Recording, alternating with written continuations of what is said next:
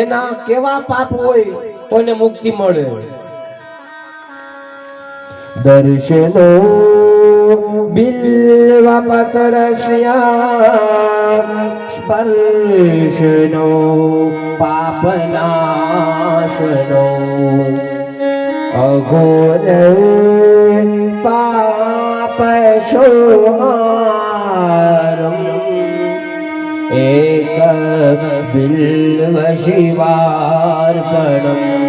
શિવાલયની અંદર જઈ અને માત્ર ત્યાં બિલ્લી વૃક્ષ હોય એના દર્શન કરવાથી પાપ વ્યા જાય, એનું સ્પર્શ થઈ જાય. ખાલી એને અડી લઈએ ને, બિલ્લી વૃક્ષને અડી લો ને તોય પાપ વ્યા જાય. દર્શનમ બિલ્વ વૃક્ષસ્ય સ્પર્શ કેતા અડવાથી સ્પર્શનમ પાપના અને અઘોર પાપ સંહારમ.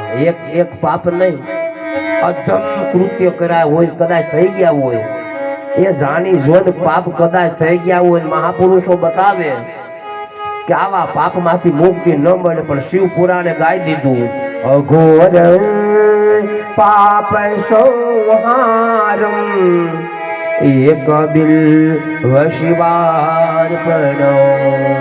ગમે તેવો પાખંડી હોય, ગમે એવો દુરાચારી જીવ હોય, અનેક પ્રકારના જેને પાપ કર્યા હોય, પાપી જીવ પોતાના હાથે બિલ્લીના એમ કહેવાય વૃક્ષમાંથી કુણા બિલ્વ પત્ર તોડી અને ખાલી મહાદેવને ચડાવી દે ને, જેના હાથે ખાલી એને અઘોર પાપ કર્યા હોય ને, તોય કીધું કે તારા જા અઘોર પાપમાંથી હું તને મુક્તિ અપાવી દઉં.